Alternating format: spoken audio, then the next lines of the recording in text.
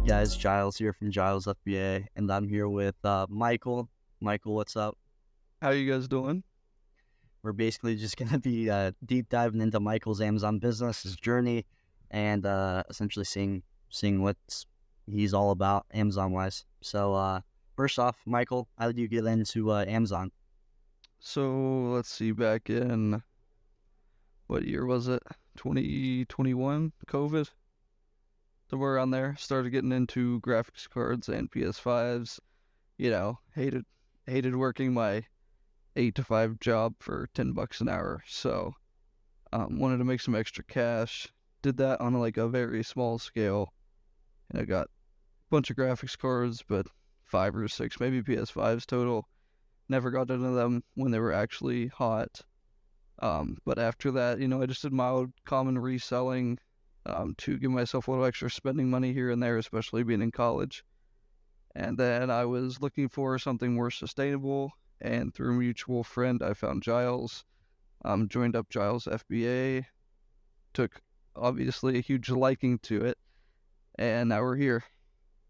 Nice. Yeah, awesome. So I feel like a bunch of people have came from that reseller space. I know personally I used to flip GPUs and PS5s, Xboxes, everything all back then. So, we're just another guy who transitioned right into Amazon, which is great. So where did you start number wise? How much did you invest, and where are you at like today? So my first full month was November of 2022. And let's see, I'll filter this real quick and we'll look at the exact numbers throughout my, I'll just say 8 months so far.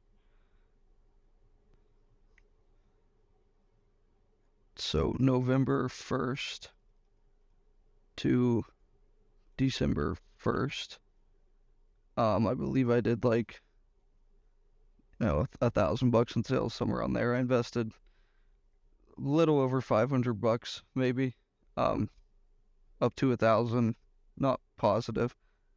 But yeah, here we go. So my sales were a little under 2,000 for November 1st to December 1st. I profited a whole $84.79. Nice. And then moving on from that, I took this really slow, just got my toes wet, learned the ins and outs. And then in March is when I started, doubling down once I knew everything, what was going on. I matched my profit from November through February in March alone, which was a little under $2,000. So November 1st to March 1st was $1,987.48. Now it looks like I invested around 4.5, 5 grand between those few months. Just reinvesting that initial $500 in November. Yeah. So you essentially just kept climbing. And what are you up to now? I mean, it's June 22nd of June. So what are you up to, let's just say last 30 days sale-wise? And what's your estimated take-home profit from that? Or even like the past 3 months, if you want to do the past 3 months. Yeah, we'll do from March 1st, or well, we'll do from April 1st on. I already talked about March. So what is today? The 22nd, and then April 1st. Let's see, this month could be better. I've got a lot of returns have to deal with. However, also just dumping a lot of inventory to get that cash flow. Yeah.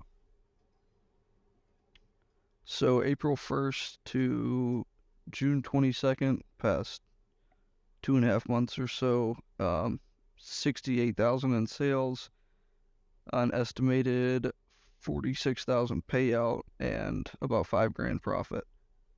Okay. Again, a lot of that, obviously we don't factor in cash back, but Yep. a lot of that was Stanley's. Took 10% cash back on that with another 10 to 15% ROI. Yep. So cashback alone has also amounted up to about 3K total. Obviously we don't add that in, but Yep. It's a nice little cherry on top, untaxable, little spending money.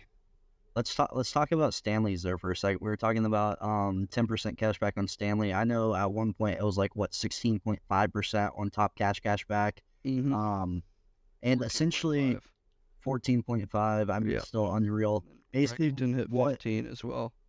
yeah, so explain a little bit about what you're doing with Stanley's the past few months. So essentially, I look at any good moving Stanley, whether it was profitable or not. That's okay. Like, it didn't matter a whole lot considering we had this fallback of 15% cash back. And I would much rather, break even, take the cash back than I would return, lose out on shipping for returns, and then also lose my cash back. So we've really just been farming, thousands of dollars worth of Stanleys. Even at, say I spent 8 grand on Stanleys at 10% cash back, that's $800 in my pocket. Can sell through those. Um, since I'm working with a little more capital nowadays, so definitely sell through those, build more trust with Amazon throughout your sales, and take the cash back as well.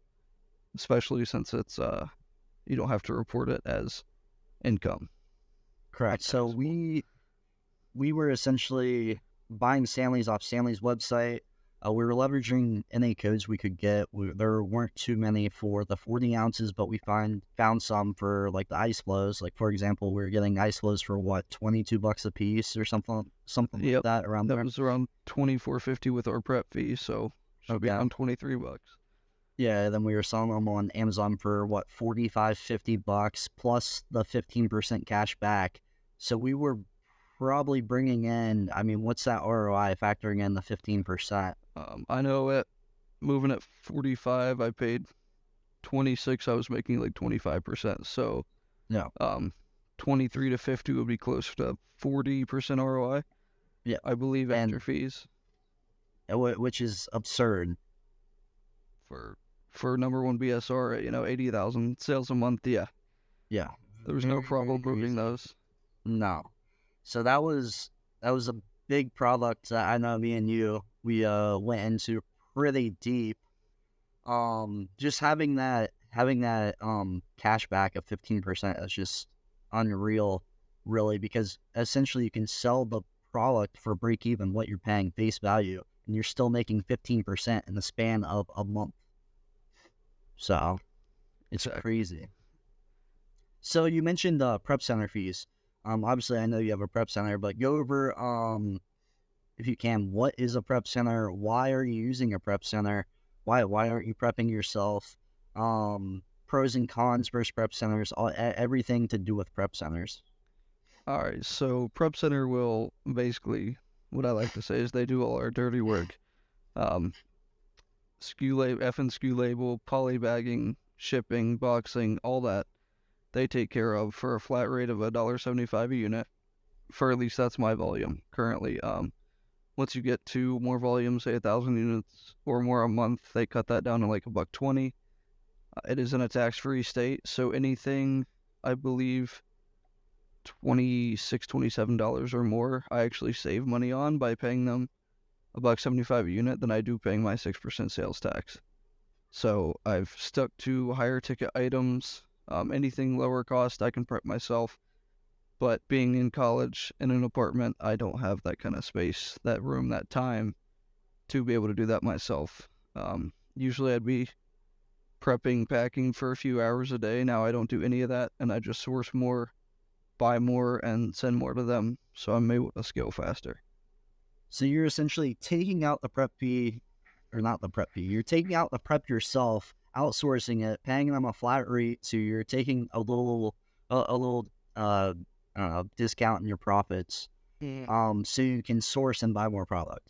Correct. Yep. A slight setback. However, like I said, I'll actually save money on stuff that's like $26, $28 or more just because of that sales tax charge.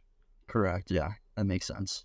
Okay, so we kind of went all over already that you bought Stanley's, and that's online arbitrage. We bought them off Stanley. We shipped them to a prep center. They prepped them for us. They shipped them to Amazon, and then essentially they went into our inventory. And then we sold through them. Can you kind of explain what is online arbitrage? Is that all you do? Do you dabble in RA, which is retail arbitrage? You go in store every now and then. Um, and just kind of explain to me what your, I guess, Amazon FBA strategy is.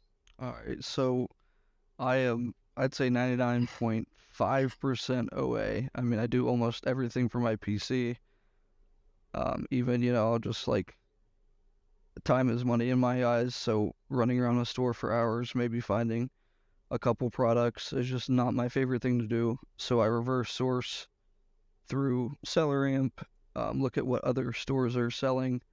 I'll do a Google search on that item and then try to find it for a profitable price, which SellerAmp has that whole breakdown for me on my max cost, what fees I'll be paying, all that.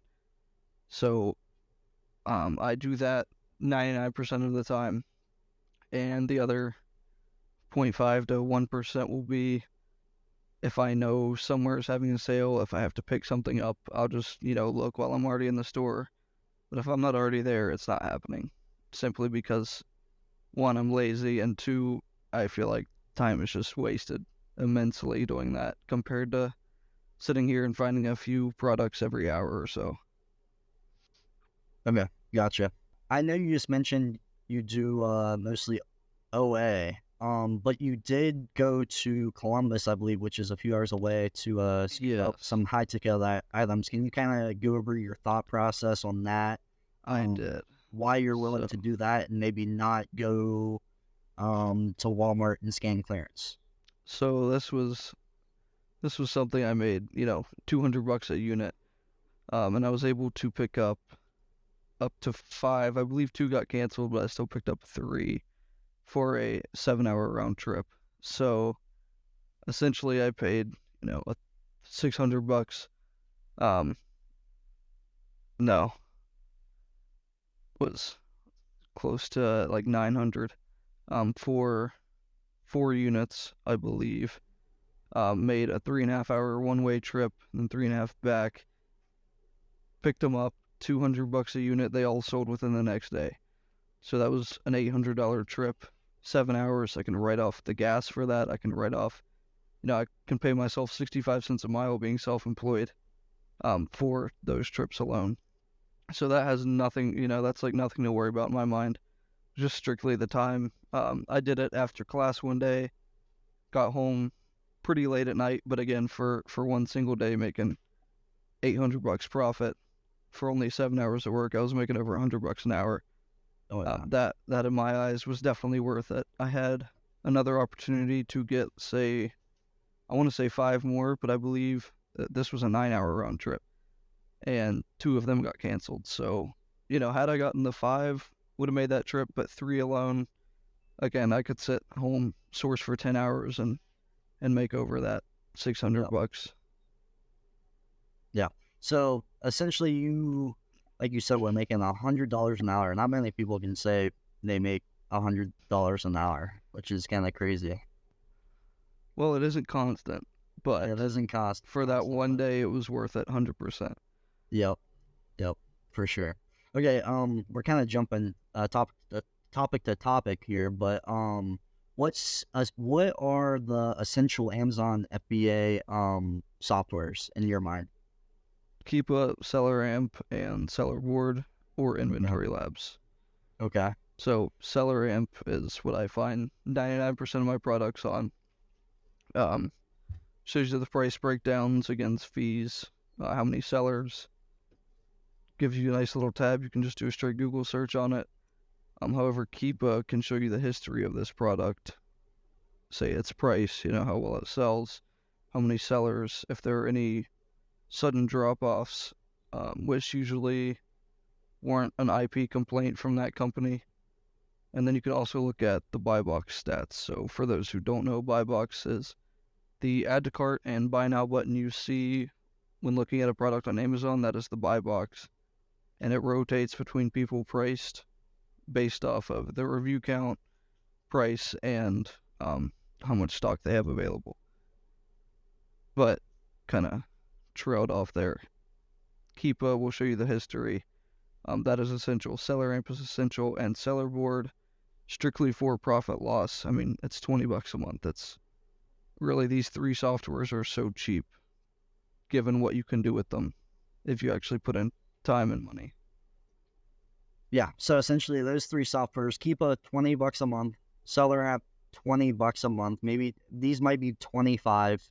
Might be $5 off here. Seller board is $20 a month. That's $60 plus your $40 Amazon subscription fee, professional account.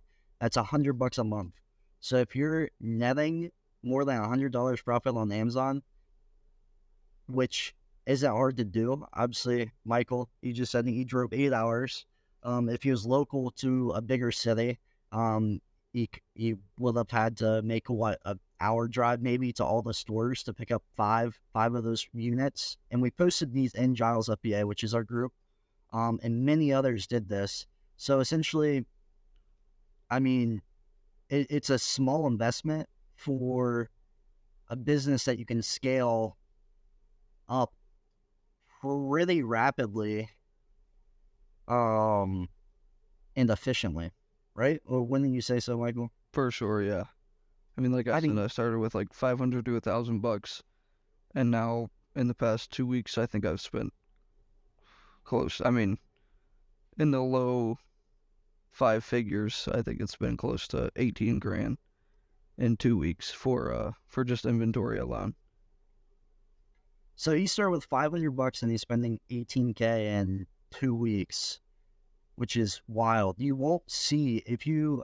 I'm not gonna knock 9 to 5. So if you're working 9 to 5s and say you get in at $15 an hour, you're not going to go from $15 an hour to $40 an hour overnight, or in 2 years, or in 5 years, or in 10 years. Like, it's gonna take 20, 30 The years to lifetime. probably get up there. Yeah. So with having your own business and obviously having your own Amazon FBA, or doing Amazon FBA as your own business, you're able to kind of project your own growth. Obviously, if you don't put in the work, then there aren't going to be any results. But if you're sourcing, buying, obtaining knowledge, and obviously, basically just trying to scale your business, then you will scale and you will make more money. I mean, that's how I see it with any type of Exactly. business. The more time you put in, the more work you put in, the more you'll get out. Um, and to go back to that 9 to 5, you could be doing the same job as old Billy Joe over there, and say you work harder, you're smarter, all this stuff. You're just a better worker than this other person, and they could be getting paid the same as you, which I personally don't. I personally wouldn't want that. So, Exactly. I'm gonna tell a little story that kind of refers off of that. There's a very successful insurance businessman that I know. He owns an insurance firm in Kansas, and he was telling me that he worked for the sheriff's office, and every year they had their like yearly. They'd go in and then they'd get their yearly raise or whatever. So they'd get rated on the year of how well you kind of did. Well, every day before you go in, he would polish his shoes. He'd make sure he's looking all nice. His shirt's tucked in. His collar's all nice, buttoned up. Because he wanted that yearly bonus. He wanted to do well at his job. Well, anyways, there's another guy. Let's call him Joe. That would his boots were all dirty. He always looked like a slob. He never did his job. Well, they basically got the same rating and the same bonus. And the guy who told me this was like, how is this guy getting the same raise as me whenever I outperform him day in and day out? And the guy essentially said, well, it doesn't matter how well you do. This is essentially just like a yearly bonus. So here you go. So right then and there, he's like, okay, well, I just won't work as hard then. I'll work as hard as he does.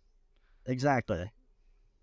So if you're eager to do something more, and I'm not, once again, not knocking down the thought, but if you feel like you're eager to do something more, and you kind of just like I'd say value your time, honestly. If you think you're worth more than $10 an hour or $11 an hour, this could potentially be the business for you. It might not be, but it might be. So I don't know. I just kind of went on a rant about that. I mean, basically, it's just like a business rant. But Yeah, I don't know. What do you think, Michael? I agree completely. I personally have always hated for working for people, so I obviously took a liking to this. But I mean, it's just so hands off, especially if you have a prep center. If you're doing full FBA, no FBM, which is essentially Amazon takes care of everything for you once they actually have the units. It's just so hands off, so rewarding, and I've also had like a money spending addiction since I was a kid, so it's really nice. You can make it even more hands off than what you have it currently too, Oh, right? for sure, If yeah, you go out and you find 2 or 3 VAs from the Philippines and you train them 2 hours a day. Okay, this is how you source. This is how you reverse source with Seller Amp. This is what the keep the charts mean. If you go out and do that, and then you pay them, let's say, $500 a month, and then a percentage of your profit from X items they find or whatever it may be, and you compensate them for their time and their work, and they're sending you all the leads. I mean, there's VAs that can even buy stuff for you, and you're essentially just being a manager at that point and making sure that okay, this VA is finding good products. This one isn't doing as great. I need to hop in the call. I need to teach them up a little more. Um, oh, there's a 50% off on Nike. I'm sending this to that VA to value source Nike all day long, and he's gonna send me back all the good flips from Nike from that clearance sale. I mean, you can make it even more hands off than you have it currently, which I'm sure you will probably exactly, try yeah, to do in the coming 6, 8, 10, 12 months as you for continue to sure. scale. Then you'll be looking for VAs to kind of outsource that work too, and basically doing your work at a larger scale than you are currently. Yep, definitely. However, I outsource everything but sourcing. I enjoy it, Yeah, so this is one thing you can literally outsource everything with yeah, Amazon. It's and then obviously, goal of a business is to get it to a point where you can sell it and exit with a good amount of cash, and that's fully, I mean, a pretty easy thing when you can scale this fast with a specific yep, business. yep. So we've hit on like a reverse sourcing a couple times and mentioned it. Can you kind of go over a quick little review about what is reverse sourcing for the people that are unfamiliar with the term? Yeah, so basically, I'll go to any Amazon listing I find. Usually, it's posted in our group, some decent lead that I can find, and go to the sellers, and I'll individually look at each of those sellers, what they are selling, gives me a price breakdown, max cost. I'll do a Google search on that to see if I can find it for that specific cost or less, obviously. And if I can't, it's nice to check on coupon codes, discount codes, see if any of those work to drive the price down, and then obviously just purchase the units and send them to Amazon at that point. Yeah, there you go. That is the simple definition of reverse sourcing. We have other videos that goes more in depth about reverse sourcing on Jyles FBA's YouTube. If you want to go check those out as well. Um okay, so if here's a question for you. If you were to start back at square one, back in November, back when you have $500 to your name, what would you change? What would you do differently? Would you change anything? Spend more, Spend more? spend more So faster. Yeah, so essentially I kind of like how you slow rolled it. You were a bit of a I don't know, learning curve, I should say, right. and you're like you said, getting your toes wet. I like that. If I Obviously, looking back, if you had the knowledge, yeah, if and I had the same yeah, you knowledge I spend did more. today, I would go obviously way deeper. However, Yeah, starting then with what I knew, I don't think I'd really change anything. I was picky with my leads to be able to get that higher ROI stuff that was less risk.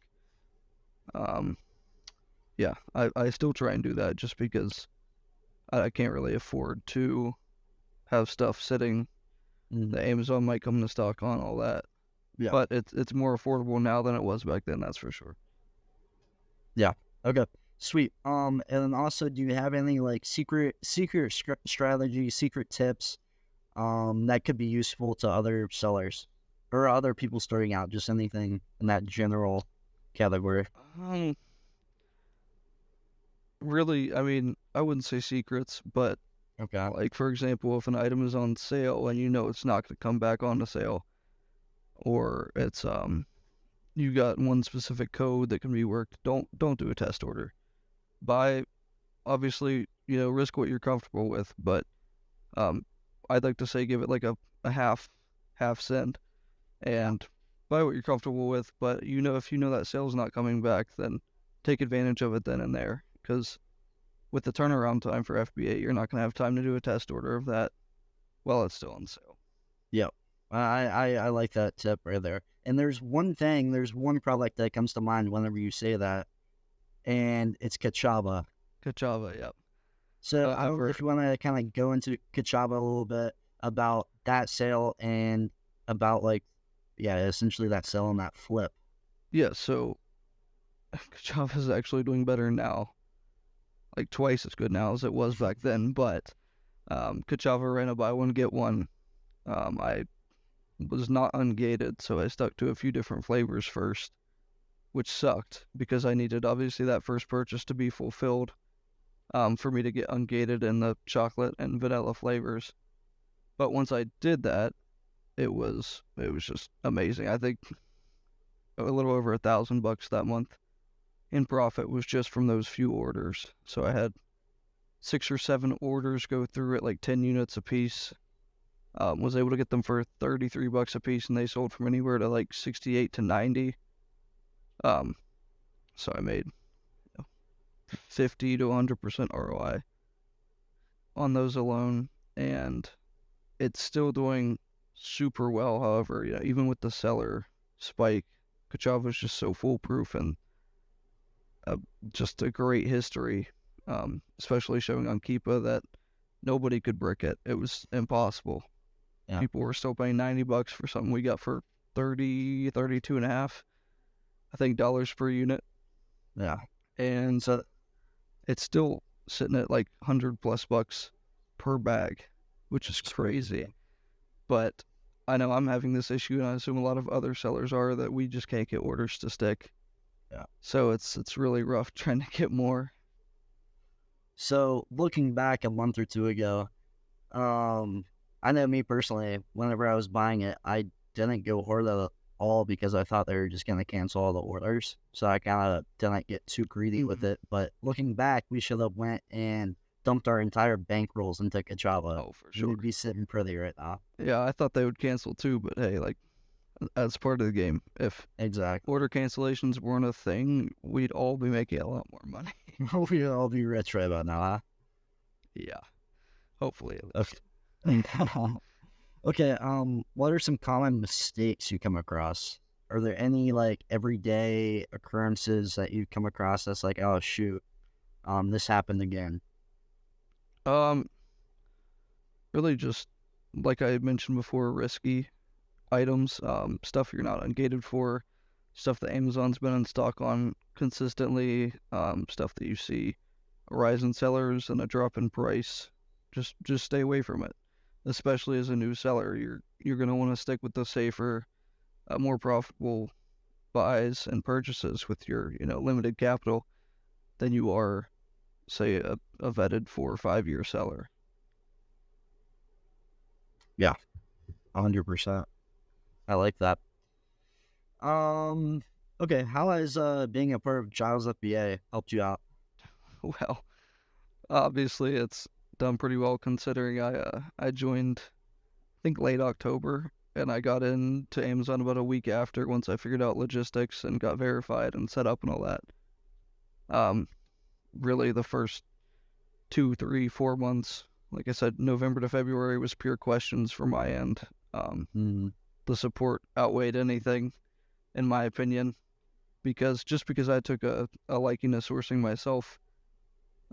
So I was able to do that as long as I got the support for learning how to send my stuff in, learning how to prep it, learning how to price it efficiently, all the partnerships. I mean, I'm paying discounted seller snap, discounted seller boards. I got 2 months free, discounted seller amp.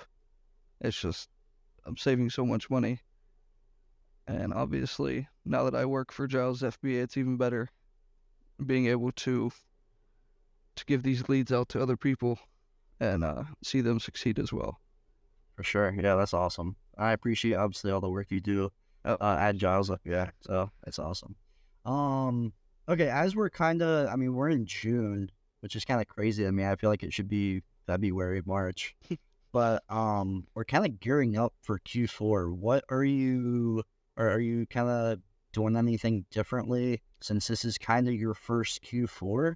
Obviously you started in November, but you didn't really get the full taste of Q4. Are right. you gearing up any way different? I mean, obviously it's still early. We have 5 months until Christmas, or what, 6 months until 6 months, Christmas, I yeah. guess. But I don't know. Come November, December. I mean, it's go time. Um, yeah. Anything on Q4 coming up? I haven't yet. Definitely been looking over some items here and there. Haven't purchased anything yet, but kind of just stalking a few things, looking at their year history, how they did November, December, even September, honestly. Yeah. Um, and kind of like keeping my eyes out for those. I see sales are somewhat starting, so it's definitely about to ramp up. But currently, I haven't done anything specific for Q4. Gotcha. Yeah, so I was thinking the other day, Walmart had tons of like toy clearance the other day, Yeah, and we posted quite a bit of it. yeah, I But like saw. for example, you could get a Fortnite Nerf gun for $5.50. Yeah, And I and they think were the selling volume for on Amazon 30. wasn't much. It wasn't much. But I'm No, thinking, do I buy 10, 20, 30 of these and invest like legit $55 to $150 for 30 of these for to these potentially potentially to make do 600. yeah, like I'm thinking, am I going to invest into toys to kind of hold for 4 or 5 months? Because obviously with Keepa you can see those price trends, and just getting toys for dirt cheap that are big name brand toys that I know will sell Q4. It seems like that could be a play. Oh, for sure. I mean, especially with how cheap Amazon storage fees are, unless it's a large item, you're losing literally pennies a month. Exactly. It's stupid cheap. People Yeah. make it out to be a lot, and it isn't. Seller Amp also shows you that. So let's just check for like, I've got a knife up here, for example, for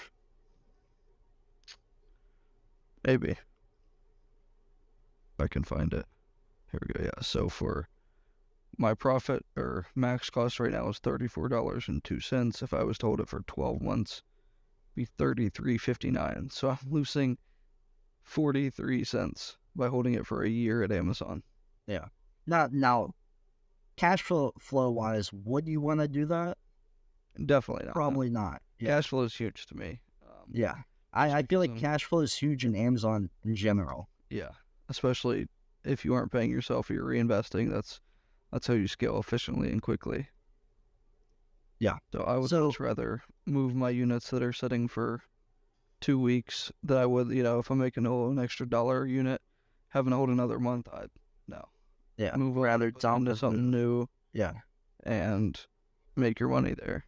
I 100% agree with that. Cash flow is definitely good. If you can make 15%, 20% on a product, don't get greedy. Take your profit, put it into something else, make your 15, 20% on another product, and just keep it rolling. Obviously, it's gonna add up. If you continue to make 15, 20% on $500, $5,000, $50,000, $500,000, it obviously adds up really quick. For So sure. continue to turn your product quickly if you can. That does not mean undercut. You mentioned like Seller Snap. Seller Snap, one of the best investments if you're going over like, I don't know, 10, 15, 20K a month on Amazon. We just looked at a thing for you that just checked in. Would be the perfect keep a chart to pop up if we can Yeah. do pop-ups. Not sure if we can. But essentially what was that keep a chart? Go over that. I just So saw it not too long ago. this I've still got it pulled up actually. This keep a chart as of June 4th had 8 sellers and price was at 75 dollars.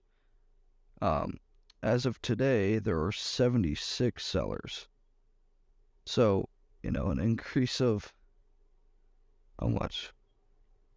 68 sellers. which Prices what usually dropped. happens for some common knowledge out there, common Amazon FBA knowledge. Whenever sellers usually go up, price usually goes down. That's usually how it works. Exactly. Yep. So, Supply and demand. yep, correct. However, this has a really good sales rank and it hasn't budged. And it should only get better, honestly, as the price gets better. But buy box has jumped today. The price has been consistently $54.98, but I was priced at $65.86, which net me like 30% ROI, 65, 30.6% ROI, or $11.80 a unit. Yeah. And you can see the chart jumping up and down all day today. To me, as Seller Snap was able to grab it. So I have been catching that, $10, you know, um, $10 higher price point than any other seller. Yeah. And even So now it's still at 66 with a different seller. legit, the chart is going from 54, 55 bucks to 65 bucks with Seller Snap, up and down, up and down, up and down. Michael's been catching sales all day long because of Seller Snap. He's making $10 more per unit just simply because Seller Snap's snapping on that higher price and getting him those sales, which is Exactly. unreal. I've Like, actually you would be missing out on almost $10 sold per out of unit. these today. And you And probably I have what, bought 20 20. check-in? Yeah. Yeah. Again, that's almost $12 profit a unit just there alone. A bit over $200 profit for the day, which today's a really good day. That won't happen, all day, every day, but Yeah. just So for some little number crunching. here's a good transition to kind of go into. So I'm assuming 20 was kind of like your test order of those. Seeing how Correct. Yep. how they really did. So what is your thought process going into, okay, I sold 18 today. I have 2 left in stock. Those are obviously going to go by tonight probably. I made 30% ROI. Am I going to go deeper on this product? Am I going to stop because the sellers are rising? What are your thought process on that? So I'm gonna buy. I just actually already did at the beginning of this podcast. I bought another 24. Okay. As fast as mine went, and as fast as as low as other sellers are priced. Sorry, as high as other sellers are priced. There's one guy with 472 stock. Seller Amp shows you this. However, the rest of the stock up to my price point was a cumulative 529. So that's 50 some stock. Other than that, just that other one seller that will sell out in 2 or 3 days based off, just what I sold today. So I don't see this completely breaking. Even if it does break even, oh well. I get sales. But so I bought another 24. I expect to at least make another 25% ROI on this. And sellers should, I don't think many people will replenish because the price has kind of dropped and sellers have increased a ton. Most people just don't replenish these. Yeah. They usually forget about them, don't even look back. But that's one good thing to do is look back, even at your terrible items and see if, hey, sellers dropped off, no one's buying it anymore, price shot back up. And that's what I'm hoping is going to happen with these. A little bit of a risk, but it's worth it considering I've had a 2,000 in sales today strictly from this item alone. Yeah, I like it. And that kind of reminds me of always keeping tabs on kind of your sold out, your stuff that used to cook and then price tanked.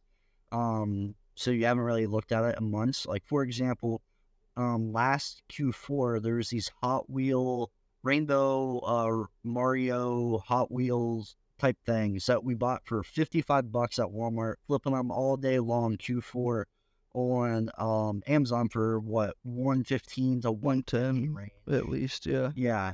And I'm talking, we bought thousands of these things, and the sales rank November to December, well, not the sales rank, the sellers monthly went from like 150 clear up to like 900 or something absurd. And we were making, I don't know, 30, 40, 50 bucks a unit, whatever it may be. And I went back, this was probably a month or two ago. I'm like, oh, I wonder if I can find these anymore. I bet you all the sellers are off of them. I bet you price is up again. So I did a quick reverse source with Seller App. I found Target was running a sale on them at, I believe it was $100 a unit.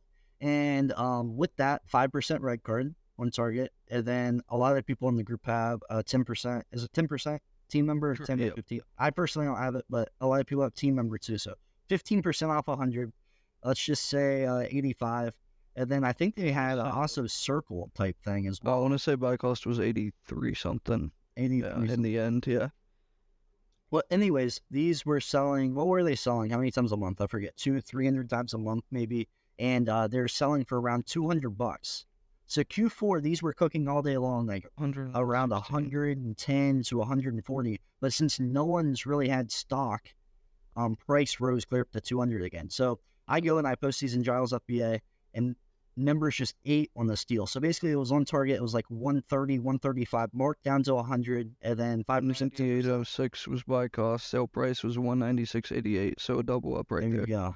Yeah. And I was circle $25 off 100 plus. Yeah. With There you go. toys.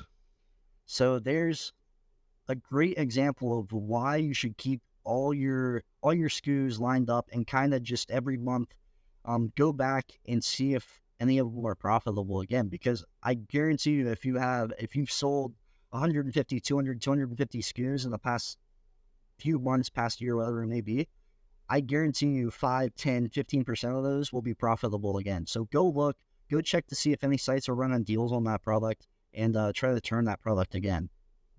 For sure. So, yeah, I mean, that's kind of all I have, Michael. I feel like we've had a great conversation over 40 some minutes. Oh, yeah. Hopefully you guys gained some knowledge. This is the first Jyles FBA podcast, so I appreciate everyone listening, viewing, whatever this may be. Subscribe, like, whatever this stuff is, and we'll do these bi-weekly. It might be me and Michael co-hosting, and then we'll have a guest. It might just be me and Michael. It might be me and a guest. I don't know. We'll see. So, yeah, appreciate everyone out there. Please check us out. Check out Jyles FBA on WAP. Links will all be in the description. We have discounted for Solar Amp, Solar Snap, Solar Board, everything. So join the Discord and get all the discounts.